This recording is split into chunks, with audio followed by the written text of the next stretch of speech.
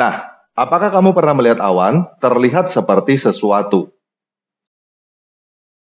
Kalau kamu pernah, itu kamu sedang melakukan cocokologi. Kamu melihat sebuah informasi acak, lalu otak kamu mengelola informasi itu sehingga cocok menjadi sebuah pola, kesimpulan, formula, atau rumus. Hal ini sudah dilakukan oleh manusia sejak zaman dahulu. Kita bisa melihat contohnya pada rasi bintang. Bahkan, hampir semua ilmu pengetahuan kita kembangkan dengan cara cocokologi, mulai dari tahayul, agama, sains, bisnis, dan lain sebagainya. Kita melihat sebuah fenomena, lalu kita coba mencocokkannya dengan berbagai hal, sehingga menjadi kesimpulan, pola, formula, atau rumus untuk mempermudahkan kita dalam hal memahami. Setelah itu, kita gunakan kesimpulan, pola, formula, atau rumus tersebut untuk membuat sesuatu atau memprediksi masa depan. Di dalam dunia agama, hal ini bisa dikatakan tafsir. Teman-teman yang belajar teologi mengenal eksegesis dan eisegesis. Eksegesis adalah ketika kita melihat sebuah data dan kita coba mengambil kesimpulan yang keluar dari data tersebut. Sedangkan eisegesis adalah ketika kita mempunyai kesimpulan, kemudian kita menerapkan kesimpulan kita pada data yang ada. Nah, ada yang berkata bahwa ketika kita menafsirkan kitab suci, yang seharusnya kita lakukan adalah eksegesis, bukan eisegesis. Tetapi, kenyataannya, kita tidak mungkin melakukan eksegesis tanpa eisegesis. Karena kita tumbuh dengan diajarkan berbagai hal oleh orang tua, guru, dan lingkungan kita. Kita sudah punya sudut pandang atau nilai yang tertanam pada kita ketika kita mulai membaca sebuah data atau membaca kitab suci. Jadi, yang benar adalah eksegesis dan eisegesis adalah proses simultan dalam upaya kita untuk memahami sesuatu, atau yang biasa kita sebut dengan proses belajar. Bahkan, hal inilah yang diterapkan dalam teknologi modern yang disebut AI, Artificial Intelligence atau kecerdasan buatan. AI menggunakan proses yang disebut machine learning, di mana sebuah software didesain untuk belajar dari data yang diberikan, lalu mengambil kesimpulan dan membuat prediksi. Jadi, salah satu teknologi tercanggih saat ini adalah kita membuat mesin yang melakukan cocokologi. Saat ini, mesin cocokologi sudah diterapkan untuk banyak hal, seperti face recognition atau mengenali wajah, catur, dan lain sebagainya. Jadi, cocokologi bukanlah sesuatu yang harus ditinggalkan atau tidak digunakan, karena cocokologi adalah bagian dari proses belajar. Bahkan, jika kita tidak mampu melakukan cocokologi, berarti ada sesuatu yang salah di dalam diri kita. Jika kita tidak mampu melakukan cocokologi, berarti kita tidak mampu belajar, dalam kurung bodoh. Oleh sebab itu, yang seharusnya kita lakukan adalah menguasai ilmu cocokologi, supaya kesimpulan kita beneran cocok dengan realita, bukan memaksakan kesimpulan kita supaya kelihatannya benar, atau yang disebut juga dengan bias. Nah, bias ini ada banyak macam dan disebabkan karena banyak hal. Yang paling jelas adalah karena kita berhenti proses cocokologi, atau bisa dikatakan karena kita berhenti belajar. Kita mengambil kesimpulan terlalu cepat dan menjadikan kesimpulan itu permanen. Sebagai contoh, ada seorang lelaki bernama A yang berkenalan dengan seorang perempuan. Setelah beberapa lama dia berkenalan dengan perempuan itu, dia mendapati bahwa perempuan itu mata duitan. Kemudian, dia berkenalan lagi dengan perempuan lain, dan dia mendapati bahwa perempuan itu juga mata duitan. Hanya dari data dua perempuan yang dia temui, dia langsung mengambil kesimpulan bahwa semua perempuan mata duitan. Tetapi, hal ini masih wajar. Yang tidak wajar adalah jika dia menjadikan kesimpulan itu permanen, dan dia menutup diri pada data baru.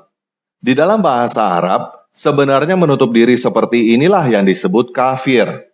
Jadi, yang tidak wajar adalah jika si A mengira bahwa kesimpulannya itu adalah kebenaran yang tidak mungkin salah, dan dia kafir terhadap data baru.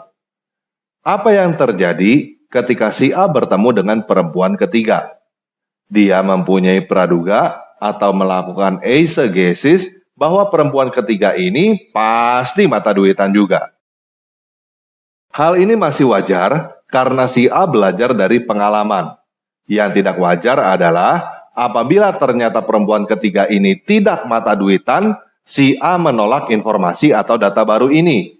Dia tidak berpikir bahwa mungkin tidak semua perempuan mata duitan. Dia tetap kekeh pada kesimpulannya bahwa perempuan pasti mata duitan. Hal ini adalah bias yang kita sebut generalisasi. Nah, yang lebih parah adalah orang lain yang kita sebut si B. Si B ini tidak pernah bertemu dengan perempuan. Dia mendengar rumus ngawur yang dibuat si A, yaitu semua perempuan pasti mata duitan. Lalu, si B ini percaya buta kepada si A dan dia menganggap perkataan si A adalah kebenaran mutlak. Si B adalah korban dari kebodohan si A dan kebodohannya sendiri. Berapa banyak orang yang membenci orang Yahudi, orang Barat, orang China, orang kafir, dan lain sebagainya hanya karena ada bisikan yang berkata bahwa mereka adalah orang jahat. Benarkah mereka adalah orang jahat?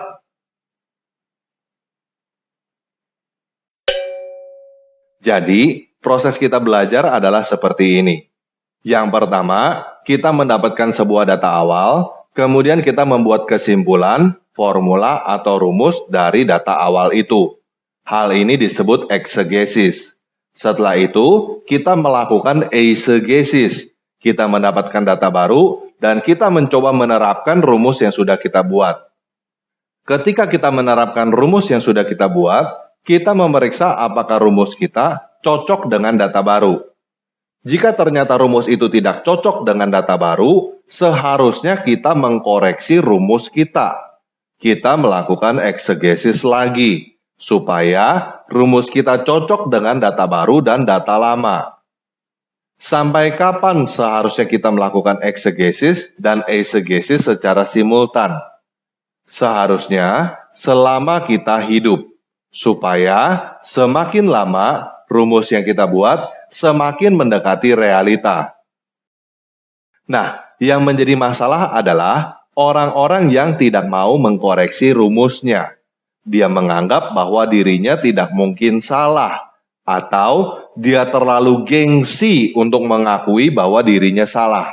Sehingga dia memperlakukan rumus yang dibuatnya itu sebagai kebenaran mutlak. Dia menolak data baru yang bertentangan dengan rumus yang dia buat itu.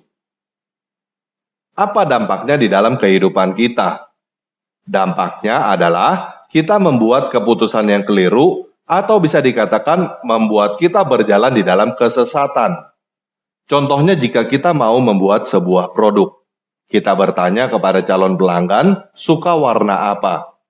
Kebetulan, kita bertanya kepada dua calon pelanggan yang berkata suka warna kuning. Setelah itu, kita langsung mengambil kesimpulan bahwa semua orang suka warna kuning. Kita produksi massal sebuah produk yang berwarna kuning semua. Dan ternyata, produk itu tidak dibeli oleh semua orang seperti yang diharapkan. Setelah produk itu tidak laku, baru kita cari tahu penyebabnya. Kita survei ulang, bertanya kepada 100 calon pelanggan. Ternyata dari 100 orang, cuma 10 yang suka kuning. Ternyata 2 orang pertama yang ditanya suka kuning itu hanya kebetulan. Jadi, karena kita terlalu cepat mengambil kesimpulan, dan kita menganggap kesimpulan kita itu pasti benar, tidak mungkin salah, kita bisa mengalami kerugian yang fatal. Ini yang menjadi masalah di dalam agama, di mana orang diajarkan untuk percaya buta, pasti benar, tidak boleh dipertanyakan. Misalnya ada si C yang beragama X. Dia diberitahukan dari kecil bahwa nabinya adalah orang yang paling baik di seluruh dunia.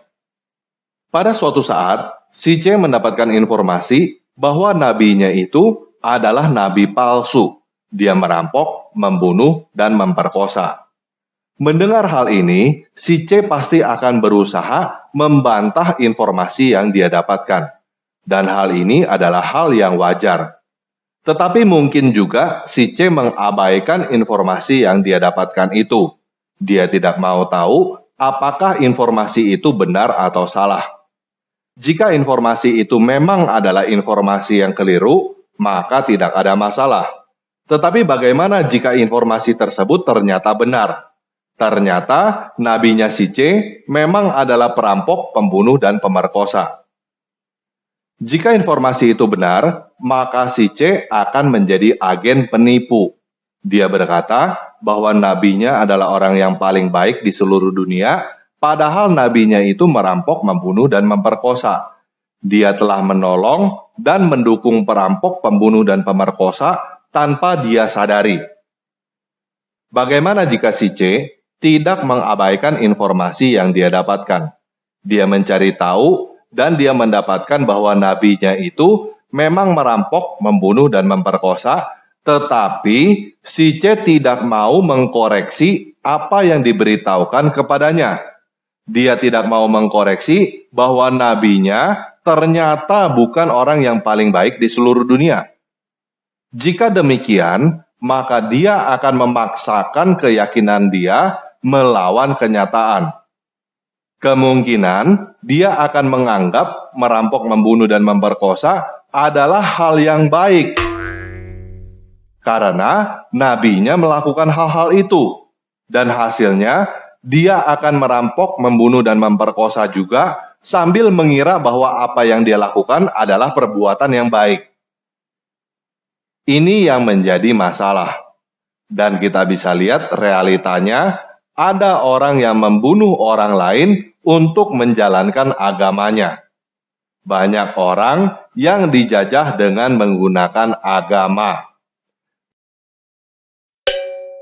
Nah, jadi apa yang seharusnya kita lakukan ketika keyakinan kita tidak cocok dengan kenyataan?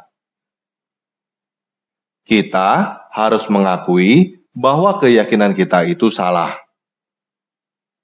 Memang tidak enak untuk mengakui bahwa kita itu salah. Tetapi, jika kita tidak mau mengakui bahwa kita salah, kita tidak akan dapat melihat apa itu kebenaran yang benar-benar benar. Kita terjebak pada kebenaran palsu yang kita sebut keyakinan atau kepercayaan buta. Nah, setelah kita mengakui kesalahan kita bisa mengubah rumus lama dengan rumus baru yang lebih tepat dengan kenyataan. Dalam hal agama, jika kita mau mengetahui kebenaran, maka kita harus siap untuk menerima kenyataan bahwa ternyata agama yang kita yakini itu salah. Artinya, kalau kita mau mengetahui kebenaran, kita harus siap murtad. Kalau kita tidak siap murtad, kita tidak siap menerima kenyataan bahwa apa yang kita yakini itu salah, maka apa yang akan kita lakukan adalah pembenaran. Kita akan membuat apa yang salah itu seakan-akan benar. Kita hanya menyenangkan ego kita sehingga seolah-olah kita benar, padahal kita salah. Dalam kurung, menipu diri sendiri.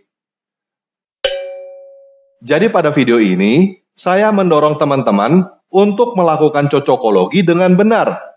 Jangan telan mentah-mentah apa kata orang lain. Jangan telan mentah-mentah hasil cocokologi orang lain. Lakukan eisegesis. Periksa apakah cocokologi orang lain itu memang cocok dengan fakta atau tidak. Entah kamu dapati hasilnya cocok atau tidak, jangan anggap itu adalah kebenaran absolut. Beri ruang bahwa itu ada kemungkinan salah.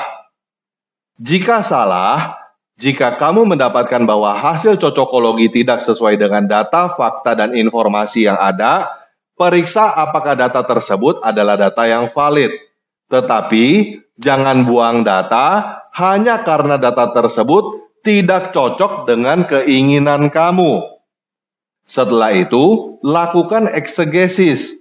Buat kesimpulan cocokologi yang baru. Setelah itu, lakukan eisegesis lagi. Periksa lagi apakah kesimpulan yang baru itu cocok dengan data yang ada. Jika tidak, lakukan eksegesis lagi. Lakukan eisegesis dan eksegesis berulang kali. Semakin kamu lakukan eisegesis dan eksegesis berulang, hasil cocokologi kamu akan semakin mendekati kebenaran. Gak perlu takut malu atau diomongin orang. Gak perlu takut nanti kamu menjadi kafir, ateis, atau apapun. Karena semua itu bagian dari proses belajar. Thomas Alva Edison melakukan 9.955 kali cocokologi. 9.955 kali proses eksegesis dan eisegesis. 9.955 kali mengakui bahwa apa yang dia lakukan adalah salah. Baru akhirnya hasil cocokologinya benar-benar cocok. Benar-benar bisa bercahaya menerangi kegelapan yang kita sebut dengan lampu. Oke,